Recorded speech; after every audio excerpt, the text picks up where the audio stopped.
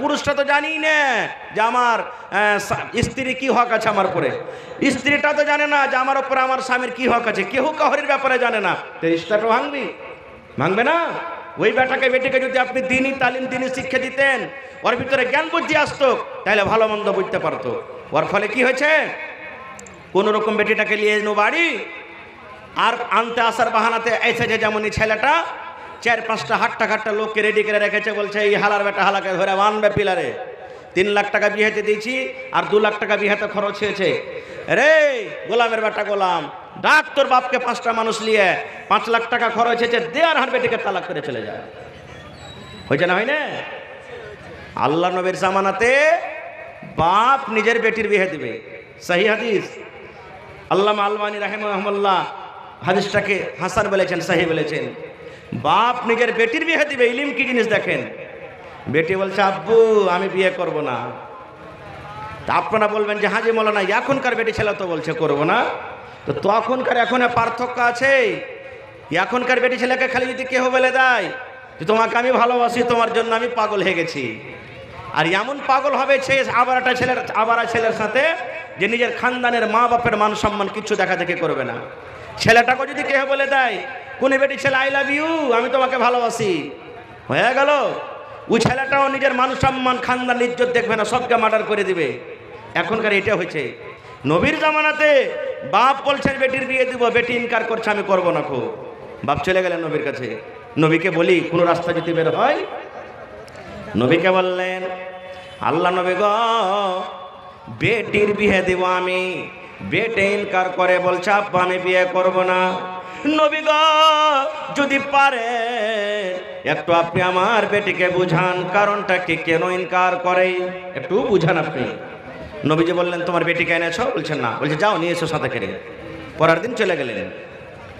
নবী আমার বললেন রে আল্লাহর বান্দি, তোমার আব্বাজান তোমার বিয়ে দেবে, তুমি ইনকার করছো, কারণটা কি রে মা? কি কারণে তুমি ইনকার করছো, কি কারণে তুমি নারাজ আছো, একটু কি বলবে না? আমার ইসলামপুর গ্রামের মায়েরা, খালারা, এলাকার ভাইরা যত এসেছেন শোনেন। নবী যখন জিজ্ঞাসা করলেন আল্লাহর বান্দেরা কি কারণে তুমি ইনকার করো, কারণটা কি? এবার সেই বেটি ছেলে কি বলছেন জানেন? বলছেন নবী গো একটা প্রশ্ন করব গো নবী আপনাকে, যতক্ষণ পর্যন্ত আমি ওই প্রশ্নের উত্তর না জানবো, ওই সওয়ালের জবাব না জানবো, ততক্ষণ পর্যন্ত আমি ফয়সালা নিতে পারবো না যে আমি বিয়ে করব কি করব না। একটা জিনিস আমি জানবো কি? নবী আমার বললেন তোমার প্রশ্ন কি? এবার সেই বেটি ছেলে বলছেন নবী গো ধরেন আমার বিয়ে হয়ে গেল, আমি শ্বশুরের বাড়িতে চলে গেলাম।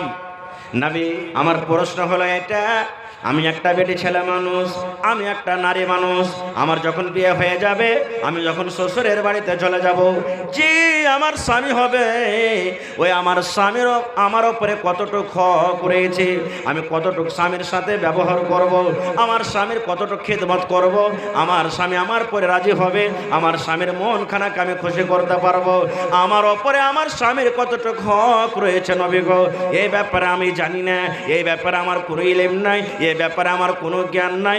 নবী গো দয়া করে আপনি বলেন তো আমার ওপরে আমার স্বামীর হক কতটুকু রয়েছে? কত সুন্দর সওয়াল। নবীজি আমার ওপরে আমার স্বামীর কতটুকু হক রয়েছে। এবার আপনাকে বলি, নবীর জামানাতে মহিলারা ডাইরেক্ট নবীকে পুছ করলেন। এবার নবী তো দুনিয়াতে নেই, নবী দুনিয়া থেকে চলে গেছেন, বিদায় হয়ে চলে গেছেন, আর আসবেন না। শরীয়তি কথা কাকে জিজ্ঞাসা করবেন? এখন মৌলানাকে জিজ্ঞাসা করবেন। তো মৌলানাকে তো লজ্জাতে কেউ গ্রামে যাবে না, ইমাম সাহেবকে জিজ্ঞাসা করবে না, মাদ্রাসা করতে হবে। তো মাদ্রাসার দরকার হলো না? জোরে বলেন হলো না? সুবহানাল্লাহ। বলছেন নবীজি আমার যে স্বামী হবে, আমার ওপরে আমার স্বামীর কতটুকু হক করেছে একটু বলেন তো। এবার নবী আমার বললেন হ্যাঁ আল্লাহর বান্দেরে, তোমার ওপরে তোমার স্বামীর অতটুকু হক রয়েছে রে আল্লাহর বান্দে। যদি তোমার স্বামীর গায়ে ফোট হয়ে যায়, ফোড়া হয়ে যায়, ফোড়া বুঝেন তো, তোমার স্বামীর গায়ে যদি ফোড়া হয়ে যায়, তোমার স্বামীর গায়ে যদি ঘাও হয়ে যায়, ঘাটা পেকে গেছে, ফোড়াটা পেকে গেছে, রক্ত বইছে, পুজ চইছে, এই মতো অবস্থাতে তোমার স্বামী যদি তোমাকে বলে, বিবি রে, এ আব্দুল্লাহর মা, হালেমার মা, এ খালেদার মা, সাইয়েদার মা, সাফিয়ার মা, বিবি রে, তুমি আমার রক্তটাকে সাফ করে দাও রে বিবি, তুমি আমার ফোটটাকে সাফ করে দাও। কি দিয়ে সাফ করে দাও? তুলা দিয়ে সাফ করতে হবে না, পানি দিয়ে ধুতে হবে না, কাপড় দিয়ে সাফ করতে হবে না। বিবি রে, আল্লাহ রাব্বুল আমিন তোমাকে জিভা দিয়েছে, এই জিভা দিয়ে চেটে চেটে চেটে চেটে তুমি আমার রক্তকে সাফ করে দাও। এই জিভা দিয়ে চেটে চেটে তুমি আমার ঘাকে সাফ করে দাও। নবী আমার বলেছেন মহিলা, নবী শুধু তাকে বলেছেন তা নয়, কিয়ামত পর্যন্ত যত নারী, যত মহিলারা দুনিয়াতে আসবে, সকলের জন্য এটা হাদিস। নবী আমার বলেছেন মহিলা, যদি তোমার স্বামী তোমাকে বলে তোমার জিভা দিয়ে ঘাটাকে সাফ করে দাও, রক্তকে সাফ করে দাও, নবী বলেছেন মহিলা রে, তুমি ইনকার করতে পাবে না, ইনকার করতে পাবে না।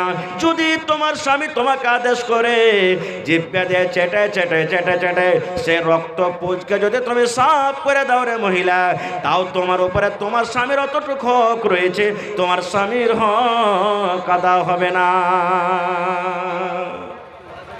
যদি তোমার স্বামী এরকম কাজের আদেশ কইরাও দেয় আর তুমি যদি জিভা দিয়ে চাটো, তোমার উপরে তোমার স্বামীর এতটুকু হক রয়েছে, তুমি হক আদায় করতে পারবে না তোমার স্বামী। এবার আপনি বলেন, এই সমস্ত জিনিস জানার দরকার আছে না নেই? তাহলে ভাইয়েরাও মনে করবে আমরা কি গাছের, হ্যাঁ, মা খালারা বলবেন পুরুষের যখন এতখানি খেদমত করতে হবে, তো পুরুষের উপরে কি আমাদের হক নেই? আছে। বেটা ছেলে এটা মনে করিয়েন না যে আমরা বেটা হয়েছি তো গাছের কোটা হয়ে গেছি, বেটা ছেলে হয়ে গেছি তো আমরা লাট সাহেব হয়ে গেছি না। আপনি যখন বিবির কাছ থেকে খেদমত নেবেন, আপনি যখন বিবিকে বলবেন কাপড়টা সাফ করে দাও, তরকারি রান্না করে দাও, ভাত রান্না করে দাও, বাড়ি ঘর ঝাড় দিয়ে দাও, সমস্ত জিনিসের তুমি দেখরেখ করো, এই মতো মুসলমান নবী আমার বলেছেন তোমার স্ত্রীর হাত বাড়াইতে হবে, তোমাকে সাহায্য করতে হবে। কেমন সাহায্য করতে হবে? যদি আপনার স্ত্রীটার যদি মাথা ব্যথা হয়, ওষুধ কিনে দিতে হবে, দরকার হতে গেলে মাথাতে তেল দিয়ে দিতে হবে, দরকার হতে গেলে গা হাত আপনাকে মালিশ করে দিতে হবে, দরকার হতে গেলে রান্না বান্নার কাজটা আপনাকে করতে হবে, দরকার হতে গেলে বাড়ি ঘর আপনাকে ঝাড় দিতে হবে, দরকার হতে গেলে গোবর আপনাকে তুলতে হবে, দরকার হতে গেলে সানি আপনাকে কাটতে হবে, দরকার হতে গেলে বাচ্চাকে আপনাকে ছোঁচাইতে হবে। সব রকম একটা মেয়ে ছেলে যা করে, ওর যখন শরীরটা খারাপ হবে আপনাকে এ টু জেড আপনাকে সব কাম আপনাকে করতে হবে। বলবেন বলি স্যার এটা কেমন কথা কইছো? জি। আর কি হক আছে জানেন?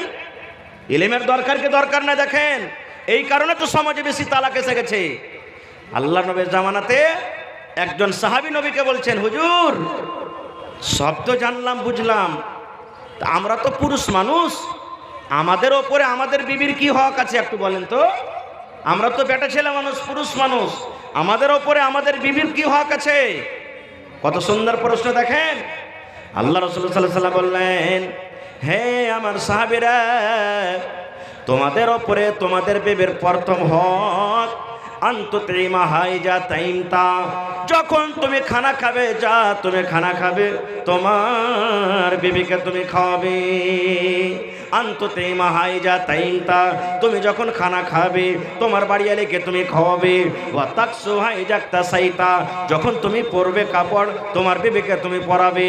ওয়ালা তাজরিবিল ওয়াজহা, এবং রাগ করে বিবির গালে চেহারাতে তুমি মারিও না, এবং রাগ করে বিবি যদি উল্টা পাল্টা কোনো কাজ করে দেয়, রাগ করে বিবির ঘাড়ে ধাক্কা দিয়ে চুলের ঝুঁটি ধরে তোমার স্ত্রীকে তুমি বাড়ি থেকে বের করে দিও না। প্রথম হক তুমি যা খাবে বিবিকে খাওয়াবে। একটা মুচলা বেটা ছেলে বাড়ি গেছে, 2 মুঠা বিড়ি আর 2 মুঠা সালেলে ভরে বাড়ি চলে গেছে। বাড়িতে যাওয়ার স্ত্রীটা রুটি বানাইছে, 1 মুঠা বিড়ি আর সালে ওর হাতে দিয়েছে। বলছে কি দিচ্ছ জি? রাইতে মৌলানা ওয়াজ করেছে, তুই যা খাবি তোর বাড়ি লিখে খা, আমি খাচ্ছি তো তুই খাবি না। তো ভোরবেলাতে এরকমই যারা মধু খাইছেন ভাই, একবারে ভোরবেলাতে ফের মধুর পকেট নিয়ে বাড়ি না চলে যায়। তো ভাই আমার, আমি যাব না হাদিসের দিকে, বলার উদ্দেশ্য একটা স্ত্রী আপনি যে বাড়িতে নিয়ে আসবেন, আপনার উপরে কি কি হক রয়েছে জানা দরকার আছে না নেই? জানতে হবে। একটা পাখির কথা বলছি আপনাদেরকে, বেশি আমি আর ওয়াজ করবো না ভাই, খুব তাড়াঘোড়াতে আছি আমি। একটা পাখির কথা বলছি, সুবহানাল্লাহ। আল্লাহ রাসূল বলেছেন, আর কোরআনে মাজিদে একটা সূরা আছে সূরাতুন নামাল। যারা কোরআন পড়তে জানছেন দেখবেন আমার মায়েরা, খালারা, বহিনেরা, নামাল, নামাল মানে চিউটি, পিপিলিকা, পিঁপড়ে। পিঁপড়ের একটা ঘটনা আছে আর একটা পাখিরও কথা আছে, এই জন্যই সূরাটার নাম সূরাতুন নামাল। এবারে বলবেন কি পিঁপড়ের ঘটনা আছে? সুলাইমান নবী দুনিয়াতে একজন নবী ছিলেন, খুব বড় নবী। যত দুনিয়ার জিন, সব জিনেরা তার তাবে ছিল। জিনেরাকে যা বলতেন করতো। আপনারা শুনেছেন ঘটনা, আমি শুধু ইশারা করছি আপনাকে। এবারে একদিনকার ঘটনা, সুলাইমান নবী যত জীব জন্তু আছে লাই লস্করকে সাথে নিয়ে রাস্তাতে হেঁটে চলেছেন, হাঁটছেন, রাস্তাতে হাঁটছেন। আপনারা বলেন তো, আমরা যখন রাস্তাতে হাঁটছি তা আমরা কি পিঁপড়াকে দেখছি? পিঁপড়ে যে পিঁপড়া ডইলে যাবে রে, দেখেছে না হাঁট দেখছি? আমরা দেখবো কি গরু ছাগল না ডলে যাই, মুরগি না ডলে যাই, মানুষ না ডলে, মানে যেগুলো তো জরিমানা লাগবে গেলে থেকে বাঁচবো। সাপের পর দিয়ে চলে যায় তো কোনো ব্যাপার নেই নাকি? তো পিঁপড়া তো ছোট জিনিস, দূরের কথা। সুলাইমান নবী লাই লস্কর নিয়ে চলেছেন, রাস্তাতে হাঁটছে, আর পিঁপড়ার একটা জামাত, মেলাটি পিঁপড়া, ওরা রাস্তাতে আল্লাহর দরবারে দোয়া করছেন, তাসবিহ তাহলিল করছেন। যেরকম গাঁর একটা মুখিয়া আছে, গাঁর একটা মোড়ল আছে, পিঁপড়ার মধ্যে একটা গার্জান আছে, পিঁপড়ার মালিক আছে একটা। সমস্ত পিঁপড়ার যেটা মালিক, ওর যত পিঁপড়া আছে সমস্ত পিঁপড়াকে বলছেন কি জানেন? আমি শুধু তারজমাটা বলছি, আল্লাহর কোরআনের কথা রে ভাই, মিথ্যা যদি বলি সূরাতুন নামাল খুলে দেখে নেবেন আপনি বাড়িতে যায়। পিঁপড়াকে আল্লাহ কতখানি জ্ঞান বুঝিয়ে দিয়েছে। পিঁপড়া কি বলছেন? রে পিঁপড়ার দল, অন্য পিঁপড়াকে বলছেন, নিজের ভাষাতে বলছেন, এ পিঁপড়ার দল, তাড়াতাড়ি করে তোমরা নিজের নিজের খালে ঢুকে যাও রে, তোমরা তাড়াতাড়ি করে নিজের নিজের খালে তোমরা ঢুকে যাও। কেন ঢুকে যাও? এই জন্য ঢুকে যাও, ওই যে তোমরা দেখো সুলাইমান নবী এবং তার সাথে যত লাই লস্কর আছে, ওরা আনদেখাতে হাঁটে চলে যাবে, ওরা বেখেয়ালিতে হাঁটে চলে যাবে, নামও দিকে হয়তো খেয়াল করবে না, তোমরা কুচিলে সাফ হয়ে যাবে, মার্ডার হয়ে যাবে, মরে যাবে, ওদের পায়ের তলাতে তোমরা সাফ হয়ে যাবে। এই জন্য তোমরা তাড়াতাড়ি করে নিজের নিজের খালে তোমরা ঢুকে যাও। এখানে মেলাটি কথা লুকিয়ে আছে। আমার বলার উদ্দেশ্য হলো এটা যে পিঁপড়ার কতখানি দিমাগ, পিঁপড়ার কতখানি বুদ্ধি, নিজের কম যেন হালাক বরবাদ না হয়ে যায়, এই জন্য বলছেন তাড়াতাড়ি করে খালে সন্ধাও।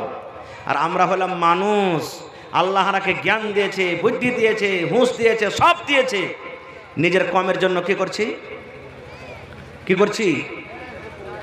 একটা লোক যদি আগে বাড়ে, কেউ আর পায়জামা, কেউ আর আন্ডার প্যান্ট, আর কেউ আর ফুল প্যান্ট ধরে টানবো পিছে, আগে না বাড়তে পারে। দিনের জন্য যদি কেউ আগে বাড়ে তোর পিছে ধরে 5 জনা, না পারলে একবারে ওই কি বলছে, হ্যাঁ, ডোজার লেসার করে একবারে বাইন্দে পিছন দিকে টানবো, কিন্তু আগে বাড়তে দেবো না। আর সাপ তো দেবো না, অক্ষ আগে বাড়তে দেবো না। পিঁপড়ার থেকে কত হুঁশিয়ার হলাম আমরা। এটা পিঁপড়ার কথা বলেন, একটা পাখির কথা শুনেন। সুলাইমান নবী রুকে গেলেন ওখানে, মেলায় কথা আছে তো আমি যাবো না, কি হলো পিঁপড়ার সাথে ঘটনা না ঘটনা, যাবো না, রুকে গেলেন। এবার সুলাইমান নবী হাজিরি শুরু করে দিলেন।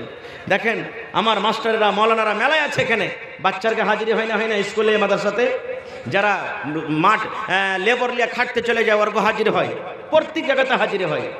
এবার সুলাইমান নবী হাজিরি শুরু করে দিলেন। কতটি জিন আছে, কতটি পাখি আছে, কতটি মানুষ আছে, এই সব হিসাব করতে লাগলেন, হাজিরি নিতে লাগলেন। হাজির নিতে নিতে একটা পাখি কিন্তু মজলিসে নাই, একটা পাখিকে কিন্তু দেখা যায় না। আর কোরআনে আল্লাহ পাখিটার নামও বলেছেন, যে পাখিটার নাম কি? আজকে আমি বলছি সামনে থেকে, আপনারা বলেন তো সামনেকার লোক পাখিটার নাম কি? জোরে বলেন। হুদহুদ পাখির নাম শিখালেন। হুদহুদ পাখি আমরা দেখিনি ভাই দু চোখে, কিন্তু যদি মোবাইলে দেখতে চাহেন গুগলে যায়, তা আপনি সার্চ করে দেখবেন, খালি বলে দিবেন মুখে কি হুদহুদ পাখি আমি দেখতে চাই কেমন, আপনাকে দেখিয়ে দিবে যে হুদহুদ পাখি কেমন হয়। পাখিটা কত জ্ঞানী আর হুঁশিয়ার ভাই। দেখেন আল্লাহর কোরআন বলছেন হুদহুদ পাখি কিন্তু নাই, দেখা যায় না। আজকে যদি আমাদের বেটারা বাড়িতে না থাকে, রাত 8টা 9টার পর বেটা বাড়িতে আসছে, খবর লি না আব্দুল্লাহ তুই কোনটা গেছিলে রে, নাই বেটা বাড়িতে, কোনো খবর নাই। বেটি 9টা 10টা রাত গেল বাড়িতে আসে না, কোনো খবর লি না, গেল গেল। সুলাইমান নবী বলছেন হুদহুদ কই, হুদহুদ দেখতে পাওয়া যায় না, গায়ের হাজির হয়ে গেল হুদহুদ। এবার সুলাইমান নবী কে বলছেন দেখেন, সুলাইমান নবী যে কথাটা বলেছেন আল্লাহ তার কথাটা কোরআনে দিয়ে দিয়েছেন। সুলাইমান নবী কসম খেয়ে বলছেন, এ হুদহুদ, দুনিয়ার যে কোনো জায়গাতে তুমি থাকো না কেন, তাড়াতাড়ি করে তুমি হাজির হয়ে যাও, এখানে তুমি মজলিসে চলে এসো। হুদহুদ রে, যখন তুমি আমার কাছে আসবে, তোর খবর যদি সত্য হয়, যদি কথা ভালো আনতে পারিস আমি রেহাই করে দিব, আর যদি ভালো খবর না আনতে পারিস, যদি তুই মিথ্যা বলিস, আমি তোকে কঠোর থেকে কঠোর সাজা দেব, আর না হলে তোকে আমি জবাই করে দেব। দেখেন একটা পাখির উপরে কত ফেসাল নিলেন, কত বড় কে সুলাইমান নবী। হুদহুদ যেখানে আছিস তাড়াতাড়ি করে আয়, ভালো খবর আনতে পারিস তো ঠিকই আছে, আর না আনতে পারিস তোকে জবাই করে দেবো, না তো কঠোর তোকে শাস্তি দেবো। বেটা বেটির ব্যাপারে কোনোদিন বলেছি? হ্যাঁ, ডিজে চলছে, বেটা ডান্স করছে মদ পান করে, বেটি ডান্স করছে ওড়না ফেলে দিয়ে, কোনোদিন আমাদের দরকার নাই বা আমরা এরকম জানতে চাই না। আমরা একটা পাখিকে কত বড় কঠোর সাজা শুনেছেন দেখে। এই গল্প করতে করতে হুদহুদ পাখি এসে হাজির হয়ে গেল। গোটা মজলিসের লোক জীবজন্তু সব দেখছে। এবার সুলাইমান নবী হুদহুদকে বলছেন, হ্যাঁ হুদহুদ পাখি তুমি কোন থেকে ছিলা বলো, হুদহুদ পাখি তুমি কোন থেকে ছিলা বলো, কেন বলো? আপনারা বলবেন মৌলানা জি হুদহুদ পাখির ভাষা তাহলে মানুষের ঠিকের নাকি? না রে ভাই, মানুষের ঠিকের নয়, পাখির ভাষা পাখির মতন। কিন্তু আল্লাহ রাব্বুল আলামিন সুলাইমান নবীকে এটা মুজিজা দান করেছিলেন। দুনিয়াতে যত জিন তার তাবে, দুনিয়াতে যত জীবজন্তু, সমস্ত জীবজন্তুর ভাষা আল্লাহ শোনা এবং বলার ক্ষমতা দিয়েছিলেন সুলাইমান নবীকে। পানিতে মাছ আছে, মাছে কোন ভাষা বলে সুলাইমান নবী জানতে পারতেন। পাখি উড়ছে, পাখিতে কুচুর মুচুর করে কি ভাষা বলে সুলাইমান নবী জানতে পারতেন। রাস্তা দিয়ে পিঁপড়ে, ওই পিঁপড়াতে কোন ভাষাতে কথা বলে সুলাইমান নবী জানতে পারেন। দুনিয়াতে যত রকম জীব জন্তু রয়েছে আল্লাহ রাব্বুল আমিন সুলাইমান নবীকে ভাষা জানার ক্ষমতা দান করেছিলেন। সুলাইমান নবী বলছেন, এই হুদহুদ কোনটা গেছিল বলো তো তুমি? দেখেন হুদহুদ পাখি কি কইছে, ওরে আল্লাহ সুবহানাল্লাহ, একটু গৌর করেন ভাই আল্লাহর কথার দিকে। হুদহুদ পাখি বলছেন, সুলাইমান নবী যা বলবো মিথ্যা বলবো না, যা বলবো সত্য বলবো। কি আমি সত্য বলবো? সুলাইমান নবী আমি একটা এমন দেশ চলে গেলাম, আপনার এখান থেকে উড়তে উড়তে উড়তে এমন জায়গা চলে গেলাম, এমনই দেশ থেকে আমি উড়ে এলাম। ওই দেশের নাম হলো মুলকে সাবা। সাবা দেশ আমি চলে গেলাম, সাবা জায়গা আমি চলে গেলাম। ওই মুলকে সাবাত আমি দেখলাম ওইখানকার যে রাজা, ওইখানকার যে রানী, ওরে আল্লাহ একজন হলো মহিলা, একজন হলো নারী। ভালো তাবারক ভাই, বিসমিল্লাহ পহিলা দাম 100 টাকায় যে হলো। হ্যাঁ, আরো মানে কমসে কম এক পারা কোরআনের দাম 1000 টাকা দেবো ইনশাআল্লাহ। 500 টাকা, 500 আর 400 100 600 হয়ে গেল। বিসমিল্লাহ এক পারা কোরআনের দাম লিব হার ভাই তাবারকের কাছে ইনশাআল্লাহ। মেলা জায়গাতে জালসাতে দান দেয় হার ভাই ইনশাআল্লাহ। যদি 400 টাকা 500 টাকা লিখলেন, হ্যাঁ 500 টাকা লিখলেন তাবারাক হোসেন খানাঘাট বাড়ি, আর এখন নগদ করে দিয়েছেন 500 টাকা। মাশাআল্লাহ। হ্যাঁ 100 টাকা নগদ, 500 টাকা 600 টাকা। আচ্ছা লেখেলেন, আমি দোয়া করে দিয়েছি ভাই, এই ঘটনাটা খালি বলে দিই। হনুমান নামে ঠিক আছে, মা মারা গেছে, আচ্ছা দোয়া করে দিচ্ছি। এইবারে হুদহুদ কি বলছে, সুলাইমান নবী একটা দেশ আমি গেছিলাম, দেশটার নাম হলো মুলকে সাবা। ওই দেশের যে রাজা, ওই দেশের যে রানী, একজন হলো মহিলা। আপনারা বলবেন যে তাহলে রাজা মায়ালক হলো তো কি হয়ে গেল? মায়ালক রাজা হলো তো কি হয়ে গেল? কেন কথা বলছে যেখানকার রাজা হলো মহিলা, নারী? উদ্দেশ্য কোনোদিন আবার বলবো, আজকে নয়, যে মহিলারা রাজা বলতে পাবে কি পাবে না। আর একদিন কোনোদিন বলবো। তারপর আর কি বলছেন? সুলাইমান নবী আর কি জানেন? ওই দেশের মানুষেরা আল্লাহকে মানে না, আল্লাহর পূজা করে না, ওরা পাথরের পূজা করে, ওরা আকাশের পূজা করে, ওরা চাঁদের পূজা করে, ওরা মাটির পূজা করে, ওরা গাছের পূজা করে, বিভিন্ন রকম পূজা করে, ওরা কিন্তু আল্লাহর পূজা করে না। তাহলে বোঝা গেল পাখির কত বড় দেমাগ। আল্লাহ বাদ দিয়ে অন্য জিনিসের পূজা করাটা পাখি বরদাস্ত করতে পারলো না, সহ্য করতে পারলো না। তা আমি আপনি কেমন করে সহ্য করব? কেমন করে সহ্য করব? ভূত ডাকার জন্য, জিন ডাকার জন্য রুগী বসে আছে সামনে, আগরবাতি ধরিয়ে দিয়েছি, তুলসীর পাত দিয়ে দিয়েছি, পেয়ারা রসগোল্লা দিয়ে দিয়েছি, আর সুন্দর করে জিনকে ডাকছি। কেমন করে?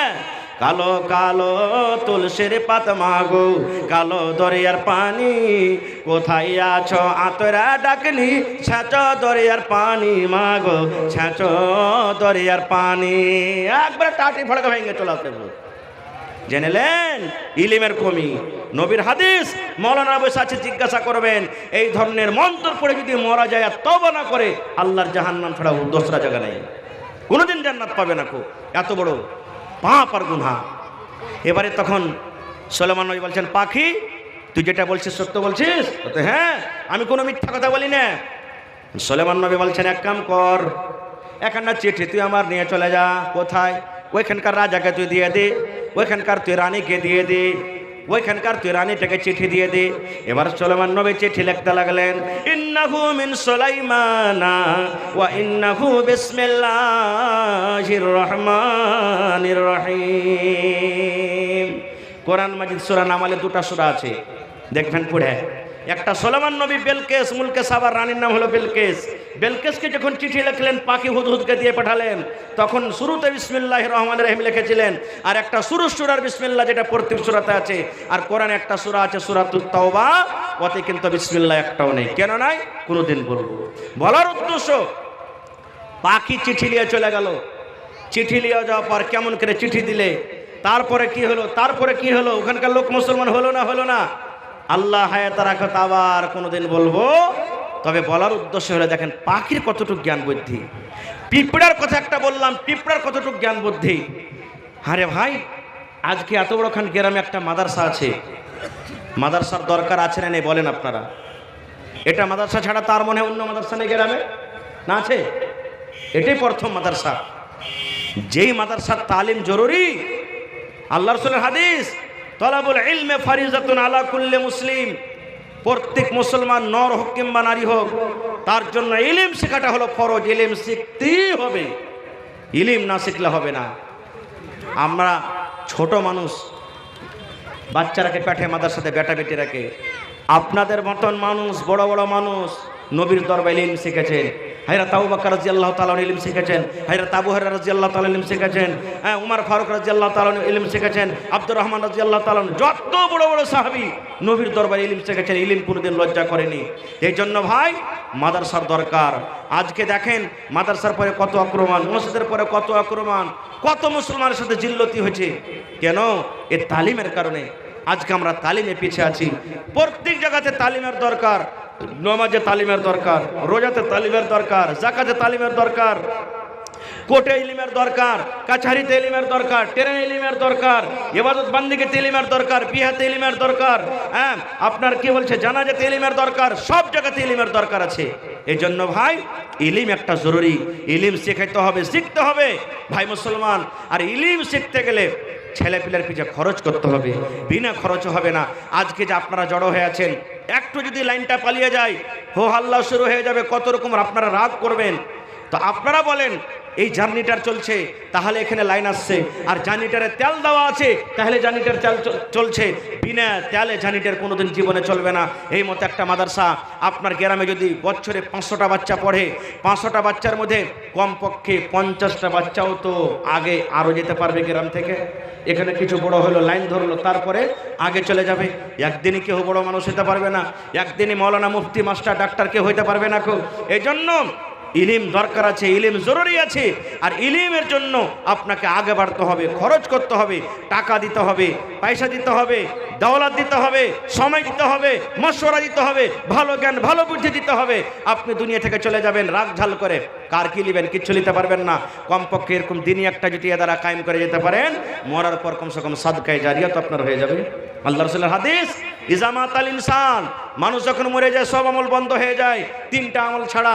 তার মধ্যে একটা হলো কি, ওয়ালাদুন সালিহুন ইয়াদউ লাহু, নেককার বেটা নেককার বেটি দুনিয়া থেকে চলে গেছেন আপনি, নেককার বেটা বেটি দুনিয়াতে আছে, কোরআন পড়িতে জানে, দোয়া করতে জানে, পড়ে হালছেন লেখালছেন, মরে যাওয়ার পর কিচ্ছু না করতে পারে, আপনার জন্য দোয়া তো করতে পারবে।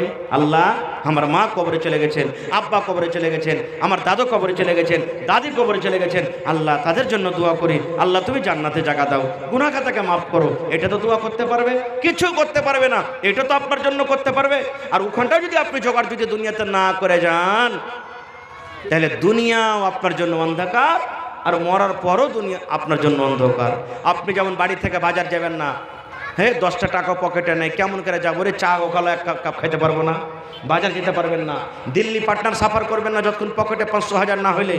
আপনি মরে যাওয়ার পর কোন আদেশে আপনি, কোন লালচে আপনি আছেন পড়ে, কোন গুমানে কোন খেয়ালে আছেন যে আমি মরে যাব, খালি হাত চলে যাব, তা আমার পরে আমার আওলাদেরা দোয়া করবে, দান করবে। আপনি নিজে পুঁজি দুনিয়াতে করতে পারলেন না, তা আওলাদে কি করবে? এই জন্য ভাই, আজকে আপনাদের কাছে আমি একটা দরখাস্ত রাখি, আল্লাহর কোরআনের ওয়াস্তে, নবীর সাথে মোহাব্বত ভালোবাসা দেখিয়ে একটা লোক কেউ আছেন 50,000 টাকা দান করতে পারবেন মাদ্রাসাতে। কয়েকদিন আগে আমি একটা জালসা করতে গেছিলাম হেফজুল কোরআন মাদ্রাসা খোপাকাটি লাভাতে। আমি জিজ্ঞাসা আবদার করলাম, আল্লাহর কোনো বান্দা আছেন 50,000 দিবেন? স্টেজ থেকে একজন লোক বলছেন, তাওহীদ নাকি লোকটার নাম, বলছে মাওলানা আমি 60,000 টাকা কোরআনের জন্য আমি হাজির করে দিলাম। সুবহানাল্লাহ।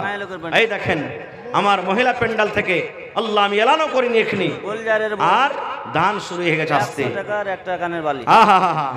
গুলজারের বহিন 100 টাকা আর কানের বালি একটা দিয়েছে নাকি রে ভাই?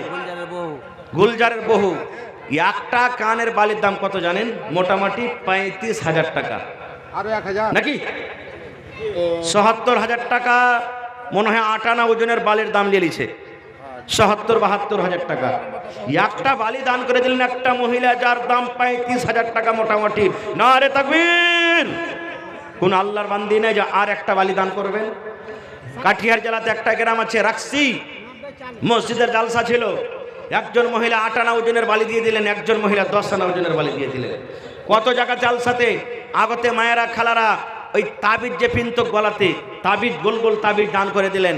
কয়েকদিন আগে আমি মুর্শিদাবাদ জালসাতে করতে গেলাম, আগতে মায়া খালারা চ্যাপটা চ্যাপটা বড় বড় চাঁদের, ওগুলোকে কি বলে, বিচ্ছা, বিচ্ছা পর্যন্ত ওরা দান করে দিয়েছেন। সুবহানাল্লাহ। তো দেখি কোন আল্লাহর বান্দি আছেন কানের, নাকের, আংটি, হার, পান, বায়াল, ছাগল পর্যন্ত দানে পাওয়া গেছে। আজ ইনশাআল্লাহ পাবো। একটা লোক কেউ আছেন 20,000 টাকা দিতে পারবেন? একটা লোক কেউ আছেন কোরআনের জন্য 5,000 টাকা দিতে পারবেন? একটা লোক কেউ আছেন 10,000 টাকা দিতে পারবেন? মাদ্রাসা ভাই খুব গরিবের বাচ্চারা পড়িছে, আপনার দেওয়ার টাকাতে যদি কোনো বাচ্চা কোরআন মাজিদ পড়িতে শিখেলাই, কোরআনের মানে বুঝালাই, নবীর একটা হাদিস যদি বুঝালাই, আমল করতে লাগে, আপনি দুনিয়া আখিরাতে ইনশাআল্লাহ তাআলা কামিয়াব হয়ে যাবেন। এবং 30টা ভাইয়ের কাছে আমি আবদার করনু, 1 টাকার পারা কোরআনের দাম 1 টাকার 1000, 1 পারার দাম 1000, আধ পারা যে দিবেন 500 টাকা, 1 পারার দাম 1000। কেউ 1 পারার দাম দিবেন, কেউ 2 পারার দাম, কেউ 5 পারার দাম, কেউ 10 পারার দাম। আসেন তো 30টা পারা কোন আল্লাহর বান্দা আছেন? প্রথম নম্বর আমার হাতে বিসমিল্লাহ করেন তো। আর প্রথম দান আমার মা খালারকে দেখেন এই পুটলিতে এসেছে, ইনশাআল্লাহ মায়েরাকে বলবো ধন্যবাদ। আরো চাদর ঘুরছে বহিনেরা, আপনারা মন দিয়ে আরো চাদরে দান করেন। মাশাআল্লাহ, জাযাকাল্লাহ। রব্বানা যালামনা আনফুসানা ওয়া ইল্লাম তাগফির লানা ওয়া তারহামনা লানাকুনান্না মিনাল খাসিরিন। রব্বানা আতিনা ফিদ দুনিয়া হাসানা ওয়া ফিল আখিরাতি হাসানাতাও ওয়া কিনা আযাবান নার। আয় রব্বুল আলামিন, তোমার বান্দিরাকে দেখো আল্লাহ, এত ঠান্ডার সময়তে 10, 20, 200, 500, 500,000 করে দান করেছি। একজন মহিলা 100 টাকা এবং কানের একটা আল্লাহ জি বালি পর্যন্ত দান করে দিয়েছি। আল্লাহ তারকে দানকে তুমি কবুল করে নাও, মনের আশাকে আল্লাহ পুরা করো। যতদিন দুনিয়াতে বাঁচবে ইমানের হালাতে রাখো, নেককার দিনদার করে রাখো। কিনা ভাই? সাব্বির মাশাআল্লাহ, সাব্বির ভাই ফারকিয়া থেকে এক পারা কোরআন দিয়ে দিলেন। ফারকিয়ার মানুষ খুব দানি জি। আর সামনে ফের 23 তারিখে ফারকিয়াতে জালসা আছে, বানাত মাদ্রাসা। একটা জালসা হয়েছে বানিন বেটা ছেলের মাদ্রাসা, আর ওই গ্রামে ফের একটা বানাত মাদ্রাসা আছে। এই মাসের সামনে 23 তারিখে আপনারা অবশ্যই সে জালসাতে যাবেন। মাশাআল্লাহ, ফারকিয়া থেকে একজন হয় এক পারা কোরআনের দাম দিয়ে দিলেন। ফারকিয়া গ্রামে একটা ঠিকাদার মনে হয় আজাদ নাকি তার নাম, ভুলছি, মনে হয় আজাদ নাকি, গত বছরও দিয়েছেন, এই বছরও একটা মৌলানার বেতন এক বছরে যা লাগে একলাই দিচ্ছেন। প্রত্যেক মাসে মাসে পেমেন্ট করতে আছেন। সুবহানাল্লাহ, দেখেন আল্লাহ কত বড় দিল দিয়েছে তাকে। ইনশাআল্লাহ আজকে এই গ্রামও হবে। মাশাআল্লাহ, দেখেন সন্দলপুর গ্রাম, সন্দলপুরে একটা মাদ্রাসা আছে চামাপাড়া রহমতপুর যাকে কইছে। এই গত কয়েকদিন আগে আমি জালসা করে এলাম, ওখানকার মাজহার আলী সামিতি হার বাবজি বললেন মৌলানা 6 মাসের একটা টিচারের বেতন আমি দেবো। 25,000 টাকা আলাগ দান করলেন, ওপর থেকে 6 মাসের বেতন দিয়ে দিলেন। আজকে কেহ নেই যে একটা মৌলানার বেতন গোছে নেবেন। মৌলানা 4টে বেলা মাদ্রাসাতে টিচার আছে, একটা বেতন মৌলানার যা লাগবে আমি দিয়ে দেবো, প্রত্যেক মাসে মাসে তাকে পেমেন্ট করে দেবো। কেহ নেই, কেউ 2 মাসের, কেউ 1 মাসের।